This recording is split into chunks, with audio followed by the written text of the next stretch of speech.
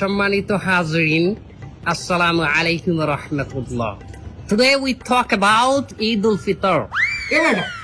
হুজুর আরবিতে খুতবা না পড়া কি ইংলিশে খুতবা পড়ায় কে? আরে বাবা এটা তো ভাইরাল হুজুর, ওই কথায় কথায় ইংলিশ ফুটায় বলেই তো ওনারা নিয়ে আসে। Either নামাজ 6 takbir. 6 takbir. Number first takbir is hands up. তার কেউ বুঝুক আর না বুঝুক ইংলিশে খুতবা দিতে আছে। আচ্ছা হুজুর মেলা বলতে আছি আমরা, আপনি কয়েন।